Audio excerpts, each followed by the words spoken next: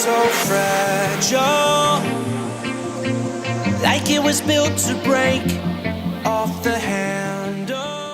Hey guys, Eve here, and today I decided to do a full cruelty-free Valentine's Day makeup look using mostly affordable products. The reason why I say mostly is because there's a few that are not technically drugstore or affordable. However, I will be leaving replacement products in the description box down below for ya. As some of you guys know, if you've been watching me for a long time, my channel is cruelty-free. I am wearing my mini ears because on Valentine's Day I will be in Disney World. So pretty excited for that.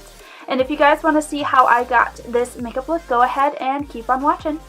Alright, so I already did my eyebrows and primed my eyes, and I'll leave those products in the description box down below. But I'm heading into my NYX Angel Veil primer for my base, and I'm putting this onto the more porous areas of my face, aka my T-zone. This is more of a pore filling primer, so you really don't need that much. Just grab a little and rub it into your skin in circular motions. And then starting with the eyes, I'm going to grab my RCMA No Color Powder onto a dry beauty blender and stamp the sides of my eye. This is going to create that sharp line for us so that we have a guide for our shadows. Now for our shadows, I'm using my Jaclyn Hill palette by Morphe, and I'm starting with the shade MFEO, or Made for Each Other, and I'm using that as our transition shade. So I'm blending that into my crease up towards the brow bone. Make sure you go ahead and hit right against that powder. It looks like the powder is leaving, but I promise it's still creating that line for you. And then grabbing the shade Hunts. This is a nice orangey red shade. We're going to put this in the crease as well and on my outer corner. We really want to blow out this color into MFEO. This is going to help blend in any reds that we have and marry them together with the pinks. Then doing a little bit of reverse blending with the shade MFEO again, just to ensure a nice gradient. And then heading into the shade Jax. We're going to put this into the outer corner just to darken everything up, add a little bit more depth into this look. You can blend it a little bit into the crease, but don't go too overboard with that. Heading into the Element of Surprise palette by ColourPop, I'm grabbing the shade Opulent. It's a hot pink shimmery shade, and I'm putting this right onto the center of the lid, blending it into the Hunts and Jax mixture. This is going to bring more of a hot pink overall feel to the look. Then grabbing some Tarte Shape Tape in the shade Fair onto a concealer brush, I'm going to cut the inner third of the crease. And then instead of setting it with any particular powder, I'm just going to grab the shade Faint from the Jaclyn Hill palette and set it with that. This way it really grabs onto the shimmer aspect of the shadow, blending it into that Opulent shade, and then taking a little bit more of that Opulent to blend over on top of Faint. It's that smooth gradient that we're going for. Then from the Jaclyn Hill palette, I'm grabbing the shade Abyss and I'm lining my eyes with that. That way it's more of a soft line rather than anything harsh. I'm not looking to make this a super dramatic Valentine's Day look. Brushing away that translucent powder and heading into the face.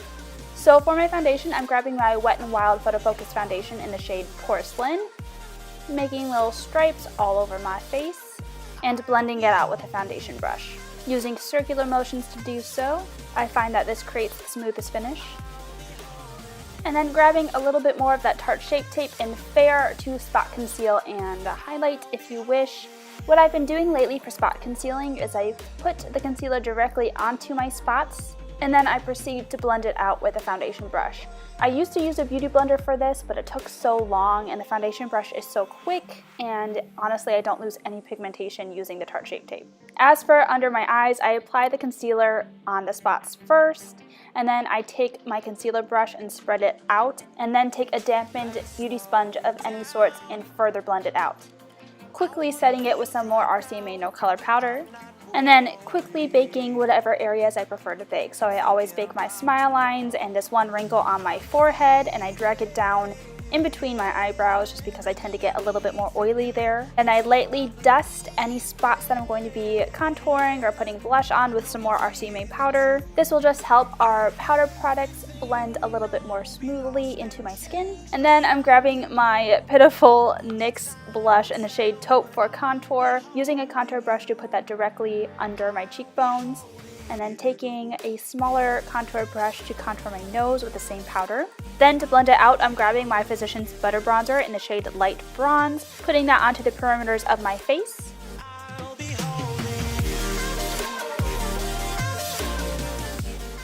And then going ahead with the RC Matte powder and cutting the line under the cheekbone. This is just going to clean up the contour, make it look really sharp.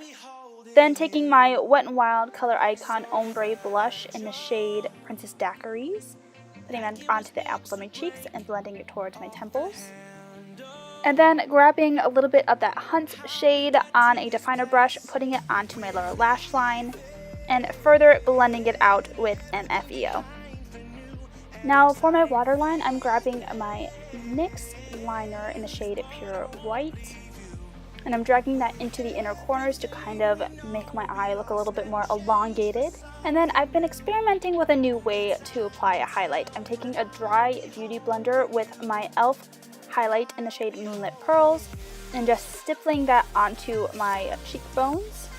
It does make it really well blended into the skin and makes it look really smooth. Then putting the same highlight on my brow bones and on my lips. And then for the inner corners, going back into the Element of Surprise palette, I'm grabbing the shade Feels, which is a duochrome white pearl and pink tone shade. Brushing away any baked powder that I have on my face. And setting my whole face with the Morphe Prep and Perfect Continuous Setting Mist.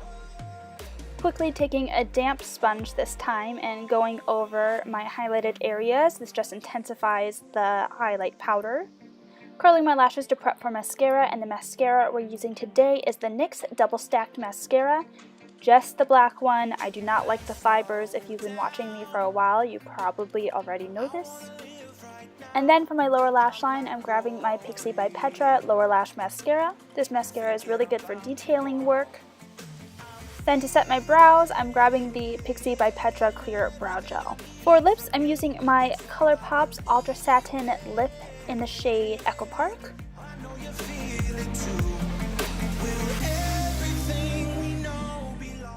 And then finally, I'll be applying my Ardell Demi Wispies with my Duo Lash Glue.